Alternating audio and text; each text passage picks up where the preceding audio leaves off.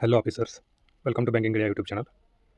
So ಇಲ್ಲಿ officers ಅಂತ ಯಾಕೆ ಮೆನ್ಷನ್ ಮಾಡ್ತಿದ್ದೀನಿ ಅಂತಂದರೆ, ಈ ವಿಡಿಯೋ ನೋಡ್ತಿರೋ ಅಥವಾ ಈ ಚಾನಲ್ಗೆ ಸಬ್ಸ್ಕ್ರೈಬ್ ಆಗಿರೋ ಕನ್ನಡಿಗ ಆಸ್ಪರೆಂಟ್ಸಲ್ಲಿ ಕೆಲವರು ಆಲ್ರೆಡಿ ಆಫೀಸರ್ಸ್ ಆಗಿ ಸೆಲೆಕ್ಟ್ ಆಗಿದ್ದೀರಾ, ಇನ್ನು ಕೆಲವರು ಆಫೀಸರ್ಸ್ ಆಗೋದಕ್ಕೆ prepare ಆಗ್ತಿದ್ದೀರಾ.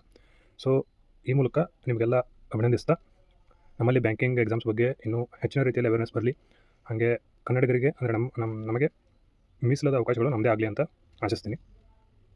So once again welcome back to Banking India YouTube channel. In this video I'm going to share some simple but very effective study hacks, or you can say atomic study hacks.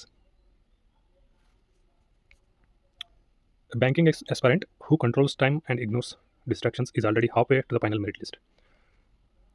ಅಂದರೆ ಯಾವ not only banking aspirant, ಯಾವ ಒಬ್ಬ ಪರೀಕ್ಷಾರ್ಥಿಗೆ ತನ್ನ ಟೈಮನ್ನು ಹೇಗೆ control ಮಾಡೋದು ಮತ್ತು ಡಿಸ್ಟ್ರಾಕ್ಷನ್ಸನ್ನು ಹೇಗೆ ಇಗ್ನೋರ್ ಮಾಡೋದು ಗೊತ್ತಿದ್ದರೆ ಅವನ ಪ್ರಿಪ್ರೇಷನ್ ಜರ್ನಿಯಲ್ಲಿ ಆಲ್ರೆಡಿ ಅದ ಕೆಲಸ ಮುಗ್ದಂಗೆ, ಅಂದರೆ ಈ ಕೋಟದ ಅರ್ಥ. ಸೊ ಅಂದರೆ ನಮಗೆ ಬ್ಯಾಂಕಿಂಗ್ ಎಕ್ಸಾಮ್ಸಲ್ಲಿ ಗೊತ್ತಿದೆ, ಅಂದರೆ ಒಂದೊಂದು ಸೆಕೆಂಡು ಎಷ್ಟು ಇಂಪಾರ್ಟೆಂಟು ಅಂತ. So for example, puzzle solve ಮಾಡಬೇಕಾದ್ರೆ ಇಮಿಡಿಯೇಟ್ಲಿ ಅಬೋ ಅಂತಿರೋದನ್ನು ಇಮಿಡಿಯೇಟ್ಲಿ ಬಿಲೋ ಅಂತ ಓದಿ, ಗಡಿಬಿಡಿಲಿ ಓದಿ, ಅದು ಕಂಪ್ಲೀಟಾಗಿ ಕರೆಕ್ಟಾಗಿ ಸಾಲ್ವ್ ಆಗಿದೆ. ಮತ್ತು ಫಸ್ಟಿಂದ ಪಜಲ್ ಅಂದರೆ ಓದ್ಕೊಂಡು ಸಾಲ್ವ್ ಮಾಡಬೇಕಾದ್ರೆ ಇಟ್ ಟೇಕ್ಸ್ ಮೋರ್ ಟೈಮ್, ಅಂದರೆ ಯೂಶ್ವಲ್ ಟೈಮ್ಗಿಂತ ಜಾಸ್ತಿ ಟೈಮ್ ತೊಗೊಳುತ್ತೆ. ಸೊ ಆ ಟೈಮನ್ನು ಅಂದರೆ ನಾವು ಅಲ್ಲಿ ವೇಸ್ಟ್ ಆಗಿರೋ ಟೈಮನ್ನು ನಾವು ಮ್ಯಾಚ್ ಮಾಡೋದಕ್ಕೆ ನೆಕ್ಸ್ಟ್ ಕ್ವಶನ್ಸ್ ಏನಿರುತ್ತಲ್ಲ ಅದನ್ನು ಗಡಿಬಿಡಿಲಿ ಮಾಡಿ ಸಾಲ್ವ್ ಮಾಡೋಕ್ಕೋಗಿ ಮಿಸ್ಟೇಕ್ಸ್ ಮಾಡೋ ಚಾನ್ಸಸ್ ಜಾಸ್ತಿ ಇರುತ್ತೆ, ಅಥವಾ ನಾವು ಪ್ಯಾನಿಕ್ ಆಗಿಬಿಡ್ತೀವಿ, ಇದು ಕಂಪ್ಲೀಟಾಗಿ ಈ ಸೆಕ್ಷನ್ ಸರಿಯಾಗುತ್ತೋ ಇಲ್ವೋ ಅಂತ ಹೇಳಿ.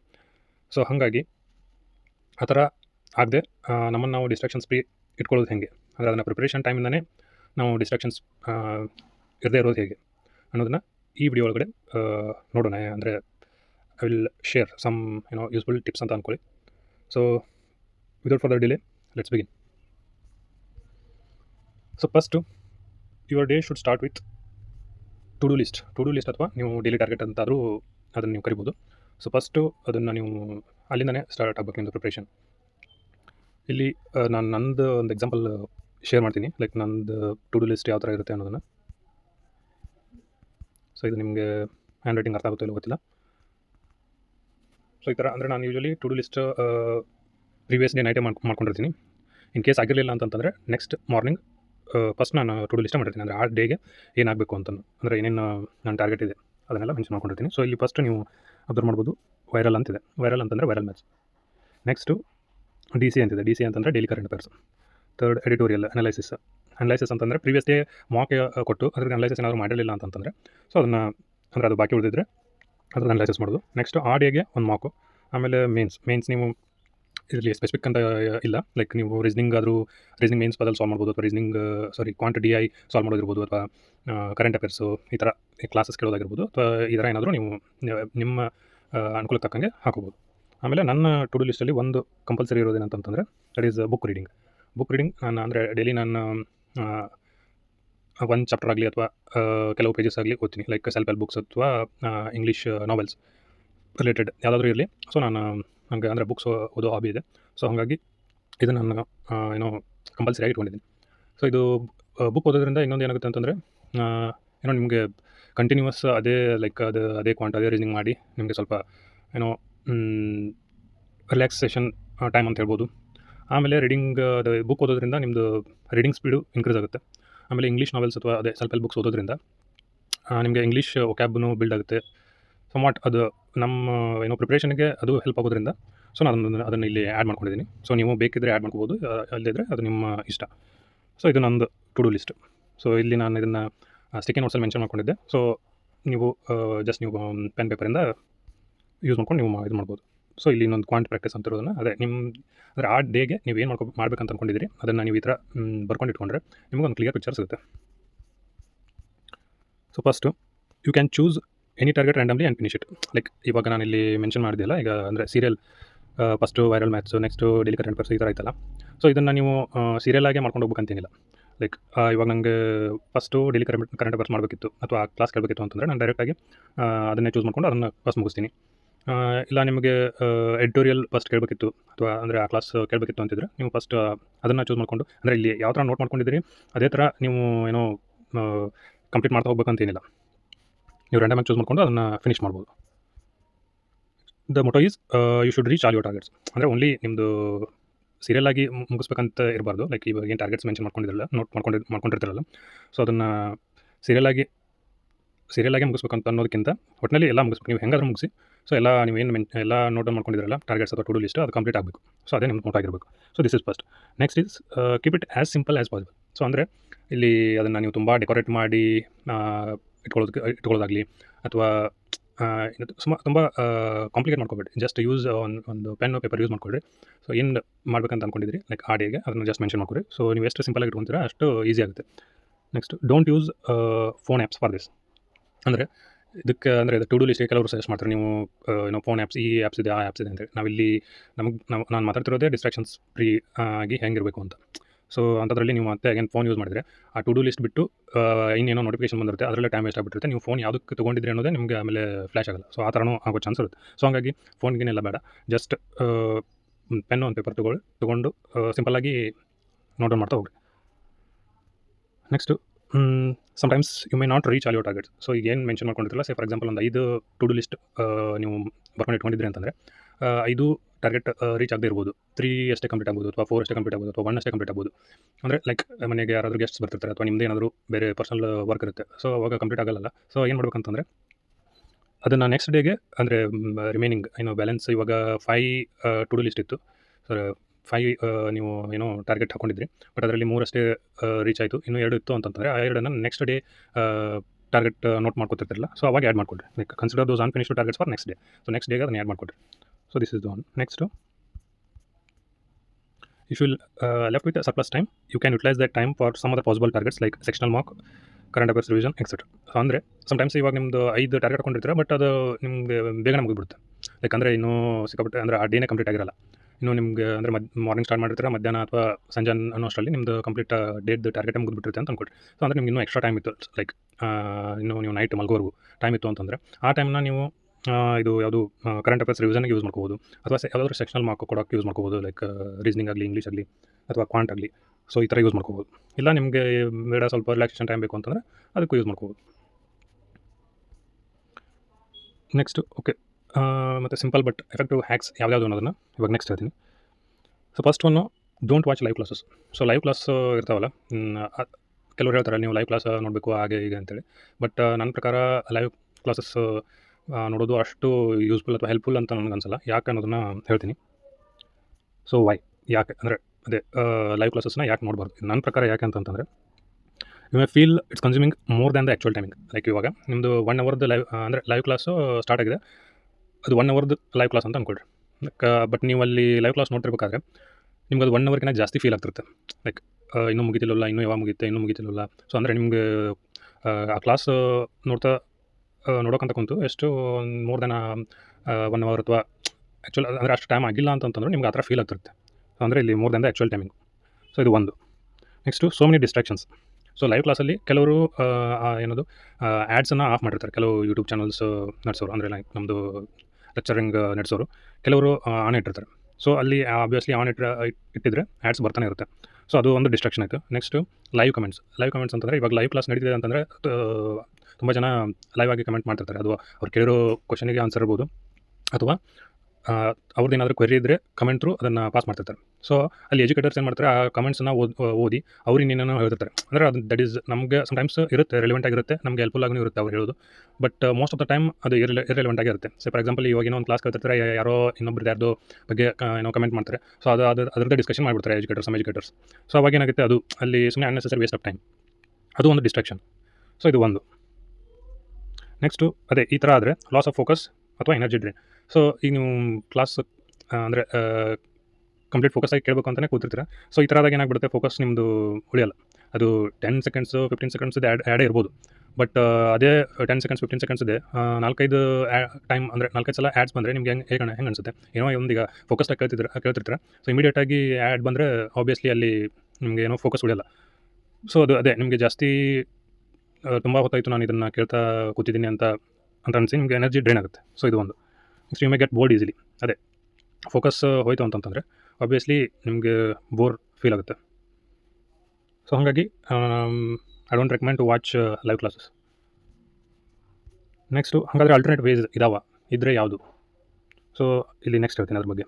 ಆಬ್ವಿಯಸ್ಲಿ ಇದ್ದಾವೆ ಆಲ್ಟರ್ನೇಟ್ ವೇಸ್.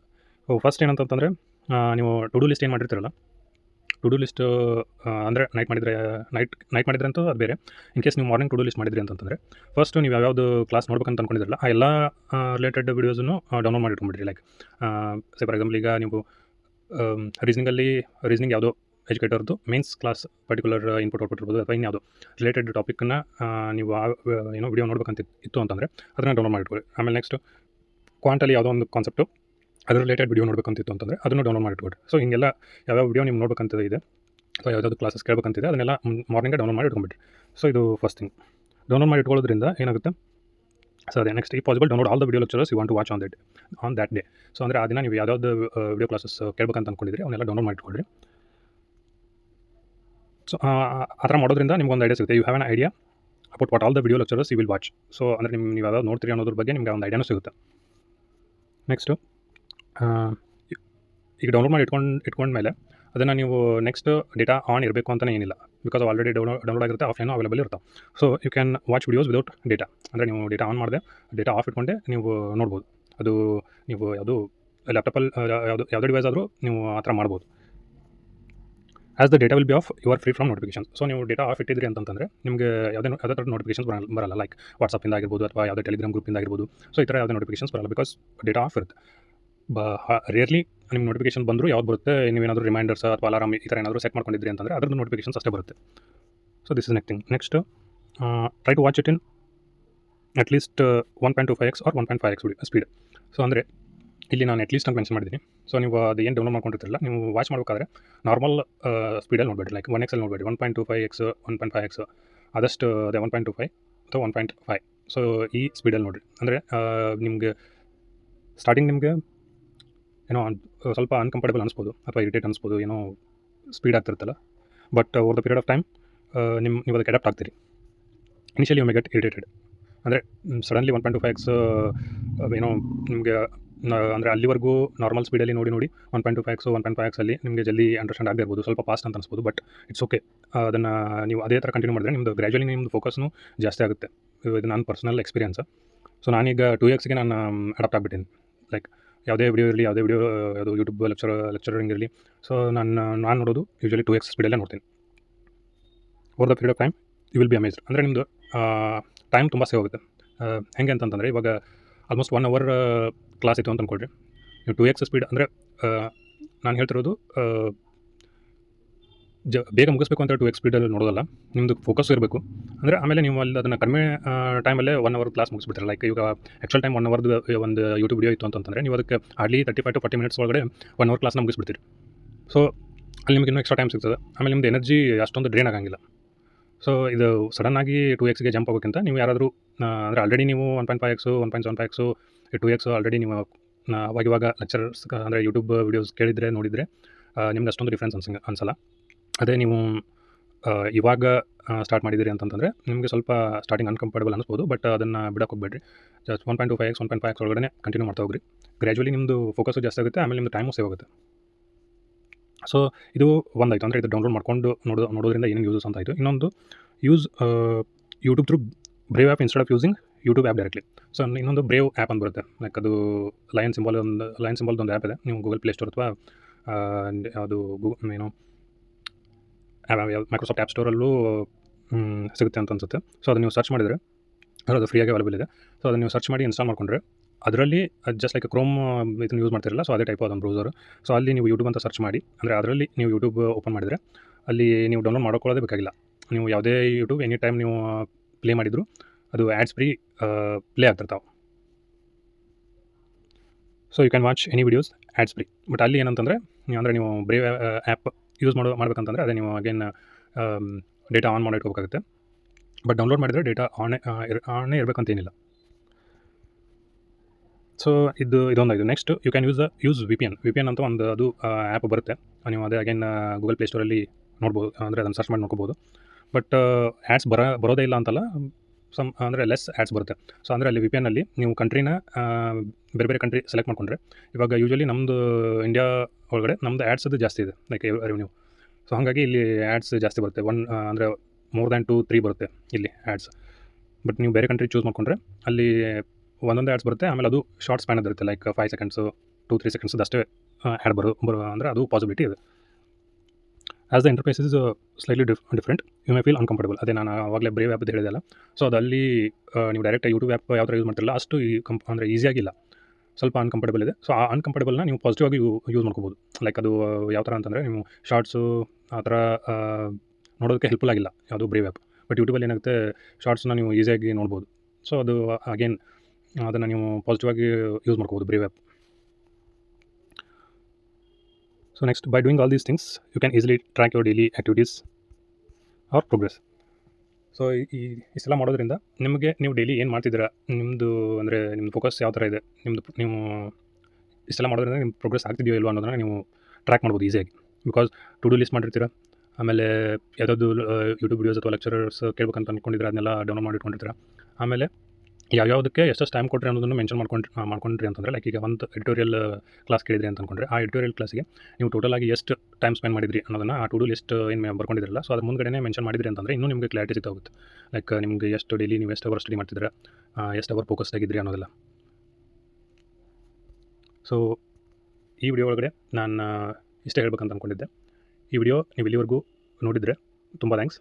ಹಾಗೇ ಇಲ್ಲಿ ಮೆನ್ಷನ್ ಮಾಡಿರೋ ಕೆಲವು ಪಾಯಿಂಟ್ಸ್ ಏನದಾವಲ್ಲ, ನಿಮ್ಗೆ ಆಲ್ರೆಡಿ ಗೊತ್ತಿರೋದಿರ್ಬೋದು, ಅಥವಾ ಇದನ್ನು ಬಿಟ್ಟು ಇನ್ನೂ ಬೇರೆ ನಿಮ್ಗೆ ಗೊತ್ತಿರೋದು ಇರ್ಬೋದು. ಸೊ ಆ ಥರ ಏನಾದರೂ ಇದ್ದರೆ ದಯವಿಟ್ಟು ಕಮೆಂಟ್ ಸೆಕ್ಷನ್ ಒಳಗಡೆ ಆ ಥರ ಅಂದರೆ ಡಿಸ್ಟ್ರಾಕ್ಷನ್ ಫ್ರೀ ಆಗಿರೋದು ಅಥವಾ ಫೋಕಸ್ ಆಗಿ ಇರೋದ್ರ ರಿಲೇಟೆಡ್ ನಿಮ್ದು ಏನಾದರೂ ಪಾಯಿಂಟ್ಸ್ ಇದ್ದರೆ ದಯವಿಟ್ಟು ಅದನ್ನು ಮೆನ್ಷನ್ ಮಾಡಿರಿ. ಬಿಕಾಸ್ ಅದು ಇವಾಗ ಏನು ಪ್ರೆಷರ್ಸ್ ಓದ್ತಿದಾರಲ್ಲ, ಅದು ಪ್ರಿಪೇರ್ ಆಗ್ತಿದಾರಲ್ಲ, ಅವ್ರಿಗೂ ಹೆಲ್ಪ್ ಆಗುತ್ತೆ, ಅಥವಾ ಗೊತ್ತಿಲ್ಲದೆ ಇರೋರಿಗೆ ಇನ್ನೂ ಹೆಲ್ಪ್ಫುಲ್ ಆಗುತ್ತೆ. ಸೊ ಅದನ್ನು ದಯವಿಟ್ಟು ಮೆನ್ಷನ್ ಮಾಡಿರಿ. ಇದು ಏನೋ ಅಷ್ಟೇ ಈ ವಿಡಿಯೋಲ್ಲಿ ಹೇಳ್ಬೇಕಂತ ಅಂದ್ಕೊಂಡಿದ್ದಿಷ್ಟೇ. ಸೊ ತುಂಬ ಥ್ಯಾಂಕ್ಸ್.